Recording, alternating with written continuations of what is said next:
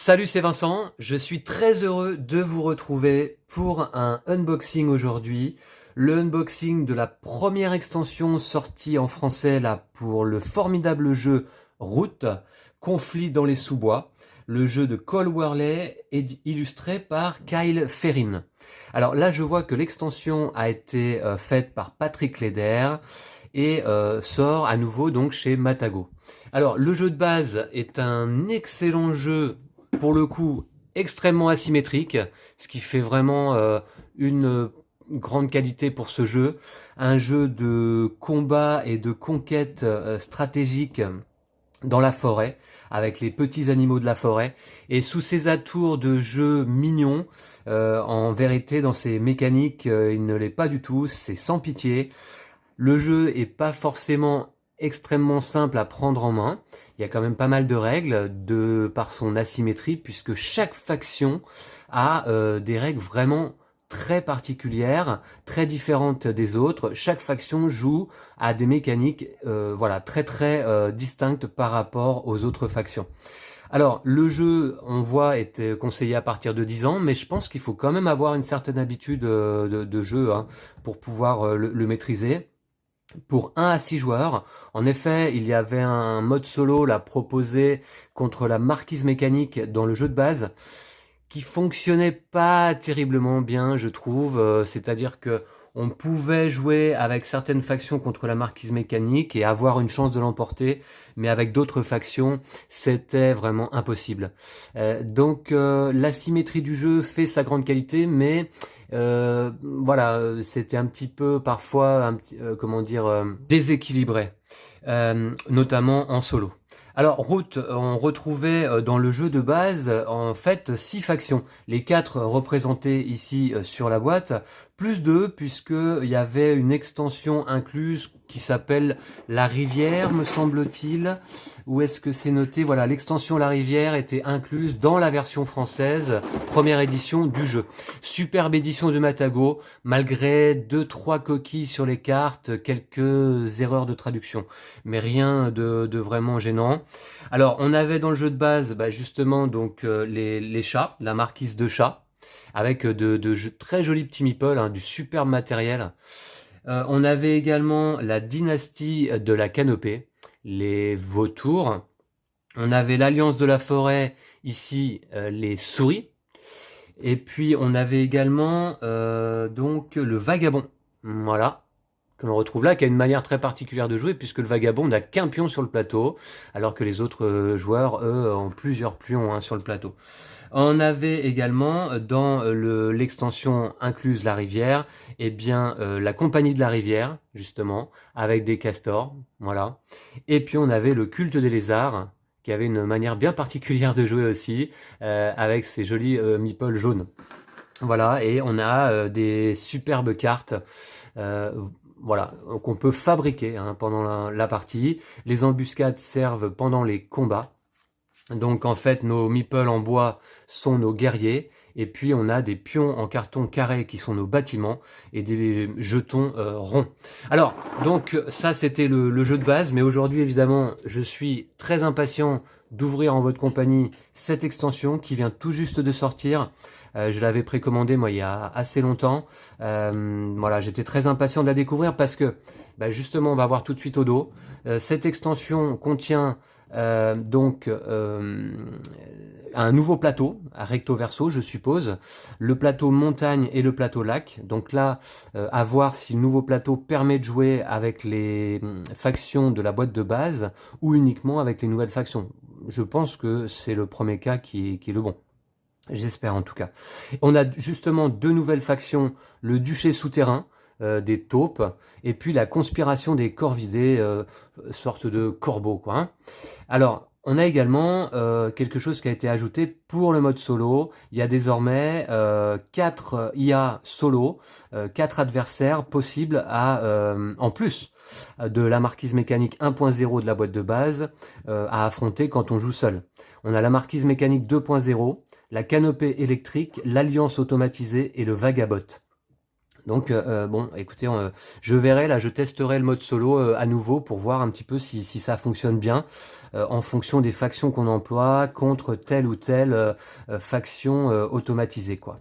Voilà, donc du coup, eh bien, sans plus attendre, j'ouvre la boîte. Hop, voilà. Alors déjà, je remarque qu'on a une grosse boîte hein, quand même pour une extension. Voilà, les extensions, parfois, on a des petites boîtes hein, qui viennent rajouter un petit peu de matériel. Là, la boîte est quand même assez grosse et assez lourde. On a presque affaire à une boîte d'un gros jeu. Alors, on pourrait penser d'ailleurs que l'extension pourrait se jouer en stand-alone, seul.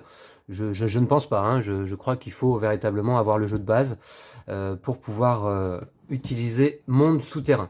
Allez, bah c'est parti. Voilà, j'espère que Matago va conserver la qualité du jeu original pour cette extension. Déjà, on a une jolie boîte illustrée sur les côtés. Voilà. Alors en fait, donc les règles globales, générales du jeu Route sont hyper simples hein, au niveau des déplacements et des combats. Par contre, ce qui n'était pas facile à gérer, c'était donc l'asymétrie des différentes factions. On doit faire quand même pas mal de parties avec chacune pour pouvoir commencer à avoir des automatismes et à ce que le jeu devienne fluide. Alors nous, avec Lou, on y avait quand même beaucoup joué lorsque je m'étais procuré le jeu de base et on avait beaucoup joué à deux. Et je peux vous dire qu'à deux, ça fonctionne très bien. On avait également fait des parties à 4 joueurs et là, à 4 joueurs, c'est quand même plus compliqué, je trouve. Parce que c'était le temps d'expliquer les règles de chaque faction à tous les joueurs, pour des joueurs non habitués. Et puis le temps de jouer la partie, c'était quand même très très long, hein. C'était une soirée entière, ça avait tendance voilà, à durer un peu en longueur, quoi. Hein. Voilà, donc à 2 joueurs, moi je trouve que le jeu est excellent. J'ai pas eu la chance de jouer à 3, à mon avis c'est pas mal aussi. À partir de 4, donc je vous dis, c'est un peu compliqué. Le jeu se joue jusqu'à 6. J'ai pas tenté cette expérience extrême, mais bon, voilà. Donc à 2 en tout cas très bon. Alors le livret d'apprentissage ici, ok, bon c'est un petit peu conforme à ce qu'on avait dans le jeu de base. On avait un livret d'apprentissage qui est là, voilà. Avec lequel donc on pouvait découvrir les règles générales et puis les règles de chaque faction. Voilà. Y compris les 2 factions de l'extension incluse La Rivière qui sont là en fin de livret.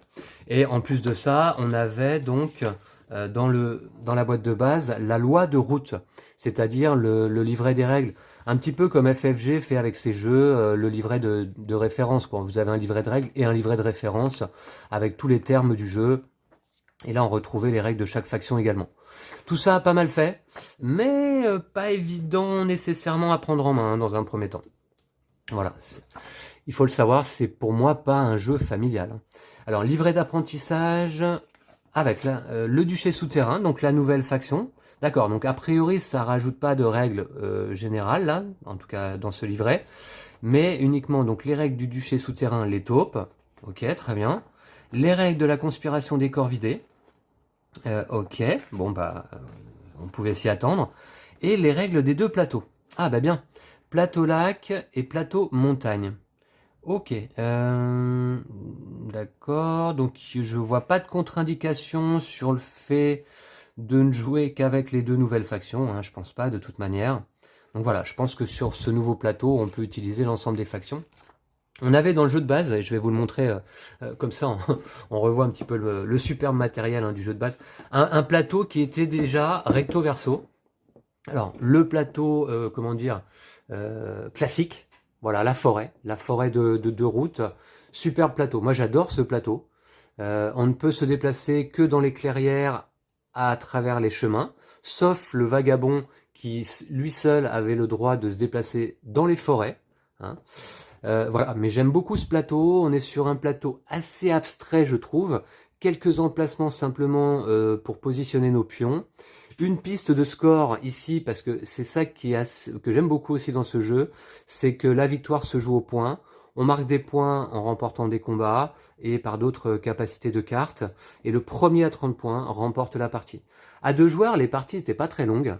C'était assez appréciable. On pouvait même en enchaîner 2 d'affilée, tel qu'il est conseillé d'ailleurs dans la règle, c'est-à-dire on joue chacun une faction et puis on fait un match retour en échangeant les factions, ce qui équilibre pas mal les parties. Et à 2 joueurs, ça c'est tout à fait possible et donc conseillé.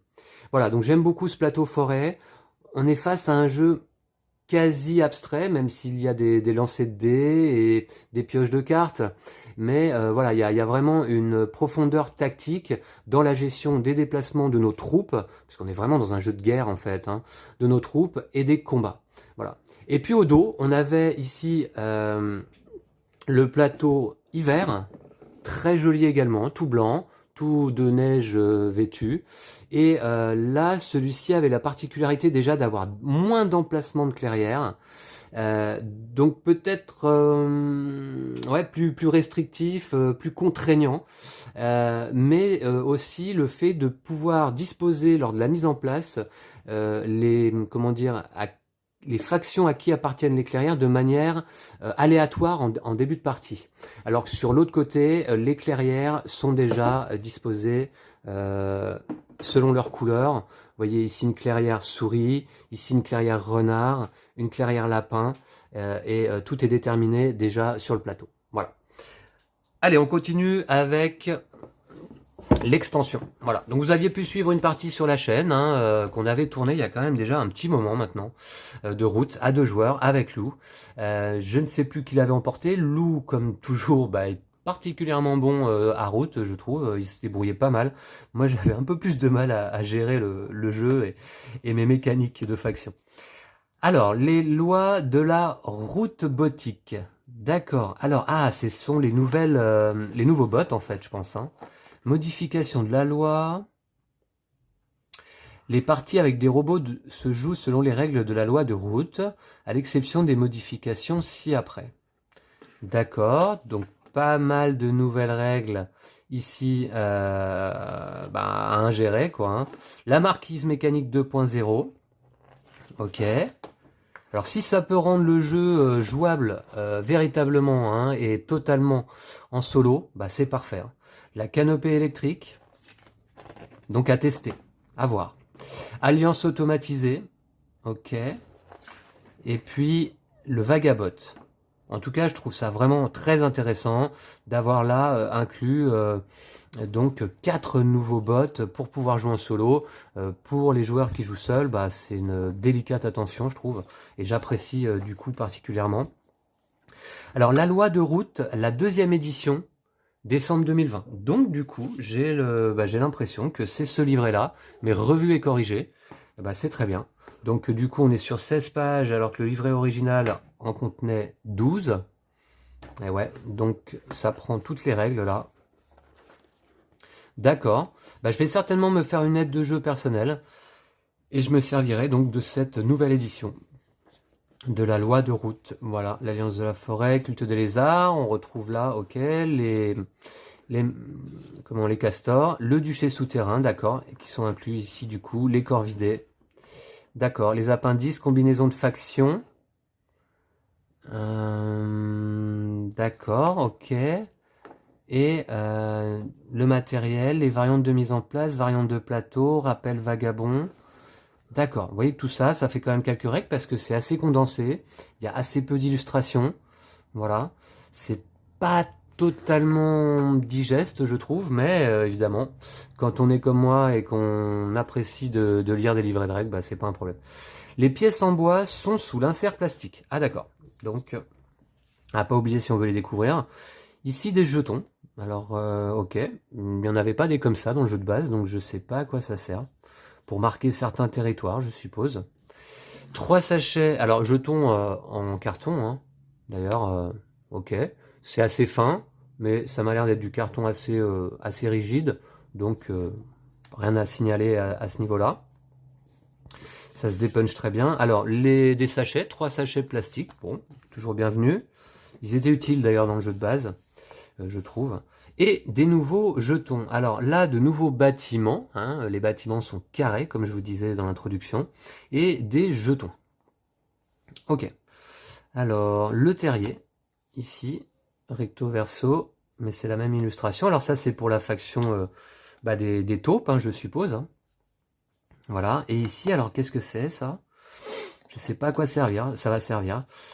Voilà, j'espère que les mécaniques de ces 2 nouvelles factions sont intéressantes. Je n'en doute pas, hein, d'ailleurs. Alors, voilà ce qui faisait une majeure partie du poids de la boîte, bah, les plateaux, bots et joueurs en fait, hein, qui sont bah, du même format que le jeu de base évidemment, et puis toujours de bonne qualité, de beaux plateaux là avec de belles couleurs. Ouais, moi ce jeu Root quand il est sorti, j'en étais tombé en amour carrément, hein. Bon, j'avais moins d'expérience de jeu à l'époque, mais ça reste un de mes jeux préférés et en tout cas une de mes plus belles boîtes de jeux là dans ma ludothèque. Et voilà, je la regarde toujours avec beaucoup d'intérêt et je suis très content là que sorte l'extension parce que ça va être l'occasion de rejouer avec Lou. On vous présentera, je pense, au moins une partie, une nouvelle partie sur la chaîne avec les nouvelles factions. Je vous demande juste de nous laisser un petit peu de temps parce que on est un peu pris par le temps pour le tournage des vidéos. Donc voilà, ce sera peut-être pas tout de suite ces prochains jours. Alors la marquise mécanique 2.0. Donc bon, ce qui est pratique avec ces plateaux toujours, c'est qu'on a le déroulement d'un tour et c'est très tant mieux parce que je vous dis chaque faction a une mécanique très très différente. Donc c'est bien que chaque joueur ait le déroulé de son tour sous les yeux. Voilà, l'emplacement des bâtiments pour la marquise mécanique 2.0. Alors, qu'est-ce que ça change par rapport à la première version de la marquise? Je sais pas. Et vous voyez, bah, pour confirmer, voilà le soin apporté à l'édition pour Root, hein, des beaux plateaux joueurs quand même, bien illustrés. Alors ensuite, la conspiration des corvidés. Eh bien ça, c'est une nouvelle faction joueur. Voilà. Ok, avec le tour de jeu. Alors, il y a toujours 3 phases, cela dit. L'aurore, le jour, le crépuscule. Et puis après, chaque phase, par contre, est constituée différemment hein, selon les joueurs. Les jetons de complot. D'accord. Et là, c'est la mise en place pour les corps vidés. Donc on commence lors de la mise en place à regarder le dos du plateau. Et puis, alors là, le matériel hein, pour les corps vidés. Donc 8 jetons de complot, 15 guerriers. Difficulté à gérer, faible. Ok. Agressivité modérée. Main de carte modérée. Fabrication élevée. Ok. D'accord, d'accord.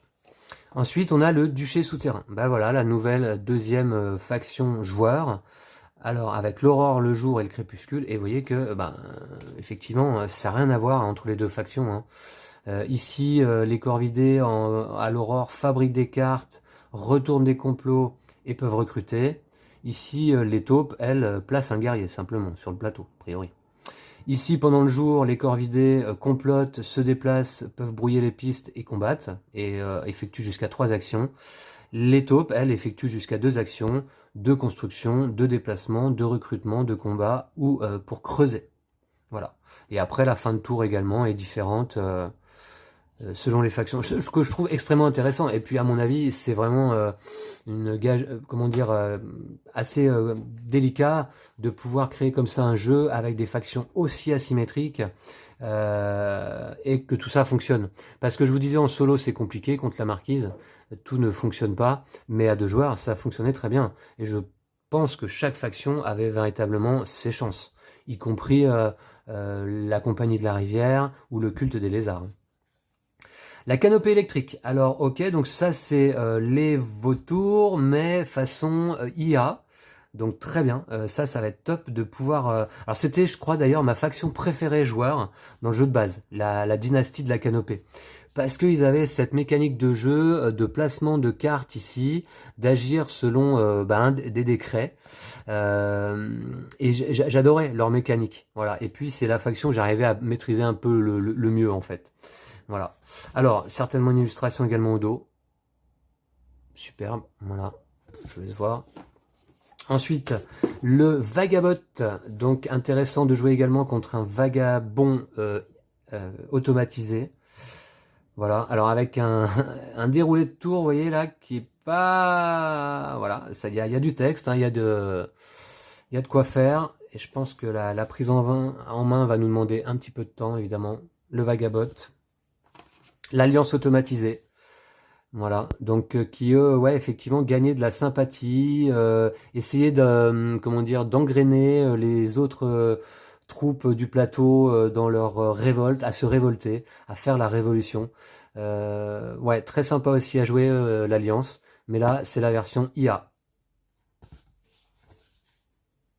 Voici. Et enfin, alors, Bah ok, déjà on découvre un thermoformage, un beau thermoformage pour une extension, bah c'est suffisamment rare je pense pour le signaler. On a ici quelques jetons en bois. Alors a priori je vais peut-être les sortir dès maintenant avant qu'on découvre le plateau. Ah ouais d'accord, ok. En effet, on a des jetons en bois également en dessous.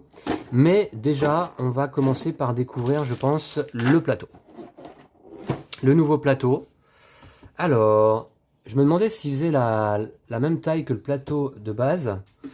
Et j'ai l'impression que oui. Alors, allez, je le déplie là sous vos yeux. Je vais lever la caméra pour qu'on puisse le voir entièrement. Alors là déjà, on a une version, le lac, voilà. Le lac, ok. Et ben à nouveau, un très chouette plateau et qui donne envie de jouer. Voici. Ok, donc assez peu de clairière. Le plateau est très lisible, je trouve, d'emblée, là. On voit bien les chemins, on voit bien les clairières. Les emplacements pour les bâtiments. On va pouvoir apparemment se déplacer sur le lac. Donc peut-être aller de ici à là, par exemple, en se déplaçant avec une barque ou un canot. Ouais, ça va être top, ça va être top. À nouveau la piste de score. La piste ici pour disposer les objets disponibles pour la partie.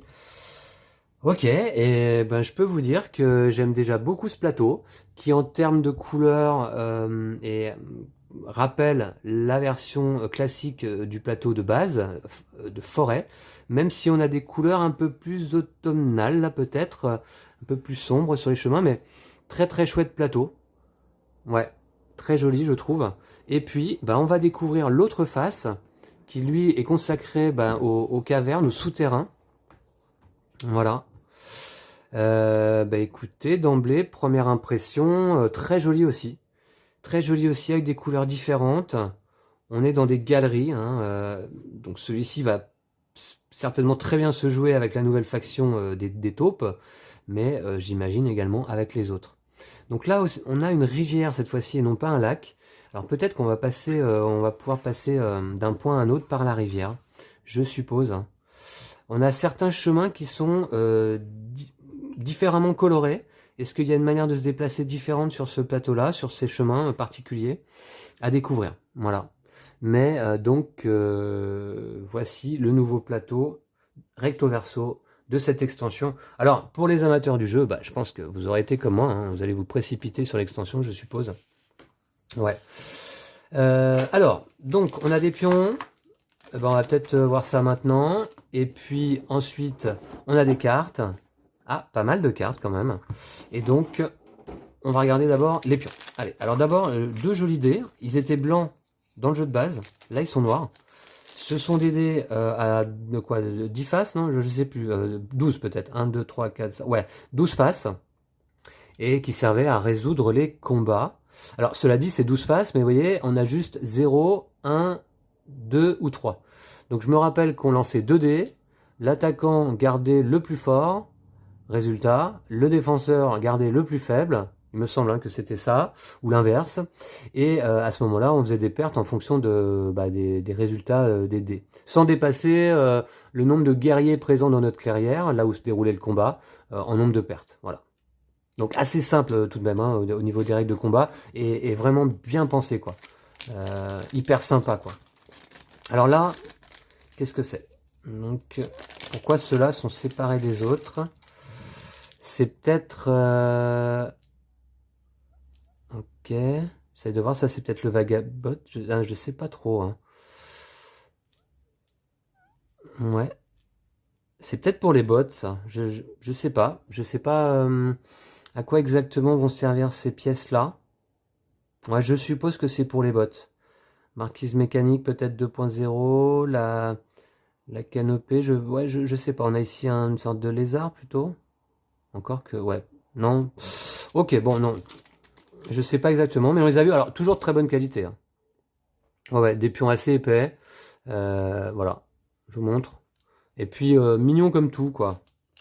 Mignon comme tout. Voici. Alors, ici, les pions pour les deux nouvelles factions. Alors, on va peut-être pas tous les voir, puisqu'il y en a beaucoup d'identiques. Évidemment, alors déjà, on a une petite couronne. Alors, je sais pas, est-ce qu'on va pouvoir poser cette couronne sur un meeple? Là, on a des pions spéciaux en bois. Je vais en sortir un de chaque ici. Et ok, d'accord, voilà. Mais enfin, vous voyez qu'il y a un certain nombre de pions quand même dans le sachet. Alors ici, bah, les taupes. Hein, donc, comment ils les appellent déjà? Le duché souterrain. Voilà. Ok. Alors en fait, donc ce côté du plateau s'appelle le plateau montagne. Hein. Le duché souterrain. Voilà. Je ne vous ai peut-être pas bien montré. Sympa aussi. Et puis donc ici, eh bien, la conspiration des corvidés. Voilà. Très chouette. Voilà. Et on en a un certain nombre hein, pour chacune de ces factions. Et alors là, qu'est-ce que c'est? Ah, ça c'est peut-être... Ouais, c'est le radeau. Peut-être on va se déplacer sur le lac avec ce radeau, je pense. Excellent. On a un joli pion, bien épais, en bois. Voilà. Et qui peut recevoir, je suppose, plusieurs guerriers. Là, alors peut-être en nombre limité. Hein. Ok, on a un beau radeau pour se déplacer sur le plateau côté lac. Excellent. Et ça, c'est une tour hein, de défense, on dirait. Alors, je sais pas à quoi ça va servir exactement, à quel moment, ou avec quelle faction, à découvrir. Mais on tient certainement debout, voilà. Ok. Eh ben, très bien.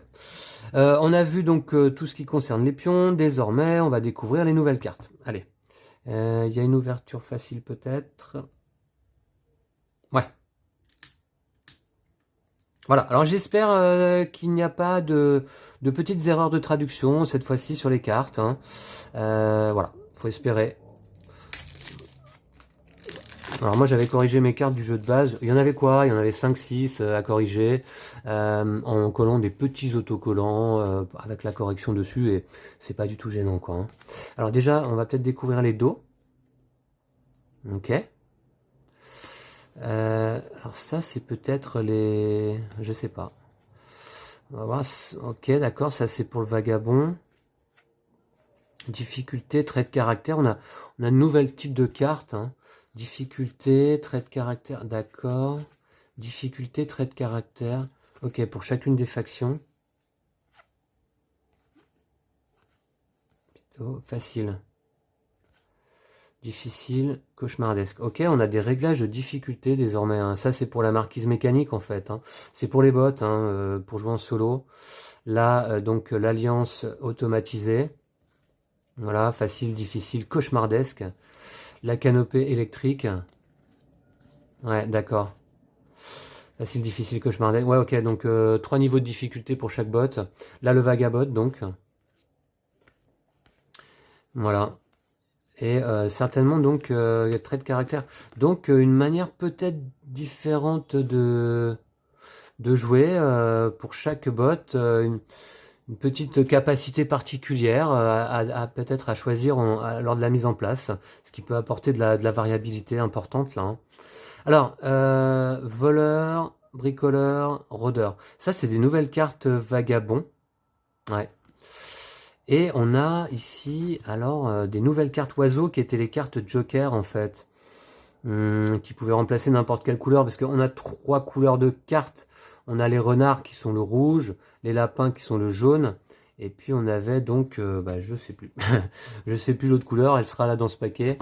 Voilà. Et puis le bleu, donc les oiseaux, les rapaces qui pouvaient servir de joker. Voilà. Alors, ouais, donc est-ce que c'est des cartes qu'on va ajouter à notre paquet du jeu de base constamment, sur toutes les parties désormais? Je ne sais pas. On peut les voir, allez, je vais détailler un petit peu. Il n'y en a pas tant au niveau d'illustration parce qu'il y en a beaucoup qui sont en plusieurs exemplaires. Ah, c'est cool. C'est cool, j'espère qu'elles sont même qualité que le jeu de base. Attendez voir. Ah non, celles-ci sont lisses. Vous voyez, je sais pas si vous voyez, c'est brillant. Voilà, même s'il y a un léger tressage là. Et celles-ci sont moins lisses. Et là, il y a un tressage plus important. Ah, alors, à mélanger avec le jeu de base. D'ailleurs, le dos était pas le même, vous voyez. Ouais, je sais pas si elles vont se mélanger vraiment, ces cartes. Hein. Ouais. Bon, à voir. Ok. Bon, je passe assez vite quand même parce qu'on a ici 2 gros paquets. Voilà. D'accord. Ça a l'air vraiment intéressant, hein, cela dit, hein. Donc, du coup, l'histoire des bots pour jouer seul. Et puis les 2 nouvelles factions que j'ai hâte d'essayer avec Lou. Alors, d'autres cartes, Vagabond. Là, des cartes spéciales pour les taupes. Aperçu, aperçu. Et puis là, ok, les cartes. Alors, est-ce que c'est un nouveau gros paquet qui va remplacer l'ensemble? Alors, la troisième couleur, c'était quoi? Ah oui, voilà, les souris. En rose saumon, quoi, on va dire. Voilà. Donc, l'Odyssée souterrain, la conspiration des corps vidés. Ok, l'explication un petit peu, le fluff un petit peu pour pour ces deux nouvelles factions. L'écuyer, alors ça, c'est les cartes pour les taupes. Écuyer, capitaine, maréchal.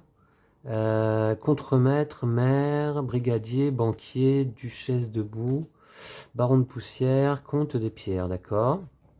Ça, c'est pour le vagabond, qui peut endosser le rôle d'un aventurier, d'un renin, d'un chasseur. Pas mal de nouveaux rôles pour le vagabond, j'ai l'impression.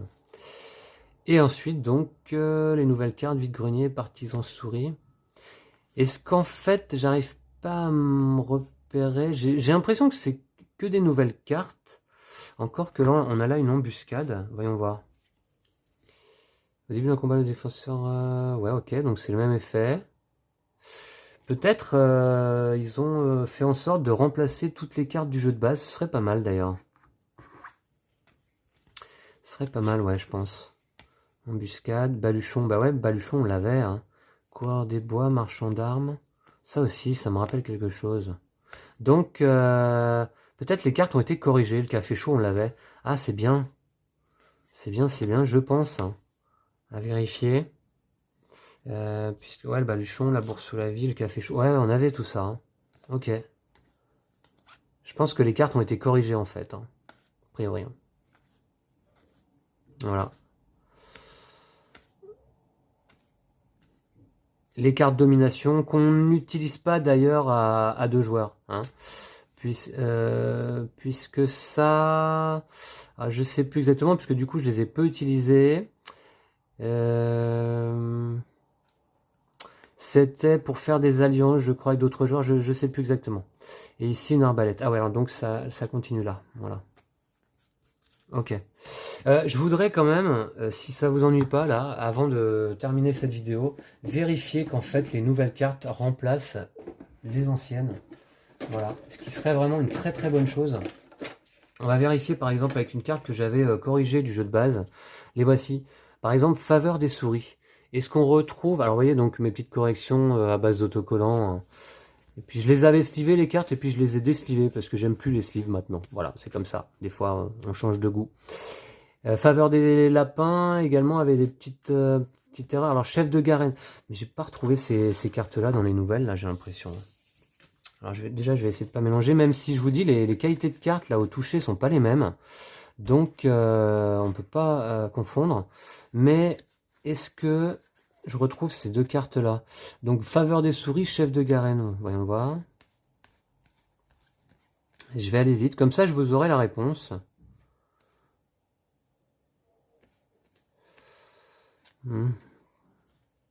Visite à des amis, on avait aussi. Sac de souris, non. Non, c'est faveur des souris que je veux, moi. Et chef de quelque chose. Domination, non. Arbalète, saboteur. Soupe populaire. Bah écoutez, apparemment, non. Hein.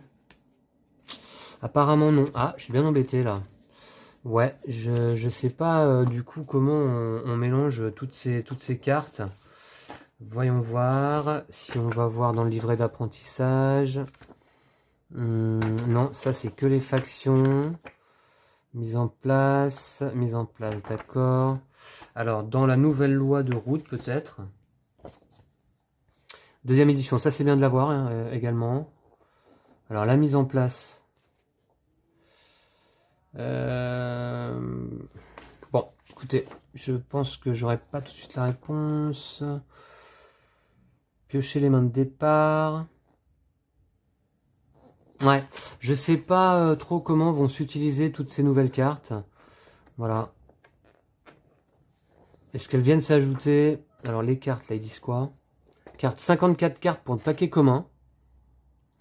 16 aperçus de faction, d'accord, 4 dirigeants de la canopée, 2 vizirs fidèles, 3 personnages vagabonds, 15 quêtes, 4 guides. Voilà, j'espère que c'est indiqué comment est-ce qu'on ajoute l'extension au jeu de base. Bon voilà, bref, en tout cas, merci beaucoup à vous tous et toutes d'avoir suivi cet unboxing. Cet unboxing sur lequel j'ai pris, comme souvent d'ailleurs, quand même beaucoup de plaisir. Toujours un grand plaisir pour moi d'ouvrir une boîte de jeu, surtout quand l'édition est si jolie. Voilà, on a des belles couleurs, ça donne vraiment envie de jouer, quoi. Puis le jeu est assez, comment dire, fascinant dans son asymétrie. Si vous aimez cette idée de jeu asymétrique, Root, c'est vraiment, comment dire, un modèle du genre hein, désormais depuis sa sortie. Voilà, on a parfois des jeux qui proposent de l'asymétrie mais assez légère. Récemment quand même, j'avais pu jouer à la BD Marchand, hein, dont on a présenté quelques parties là sur la chaîne, qui présentait une asymétrie assez forte hein, quand même, mais alors avec des mécaniques très très différentes de Root évidemment, plus un jeu de gestion un jeu de gestion de ressources, vente, achat de marchandises. Là on est plus sur du combat tactique quoi. Voilà, avec une asymétrie également très forte. Voilà, donc écoutez, j'espère vous retrouver très vite quand même avec une partie, utilisant cette extension. Mais je vous promets rien, mais ça viendra par contre, voilà. Allez, soyez patients, à très très vite. D'ici là, prenez soin de vous et de vos jeux de société. Merci, ciao ciao.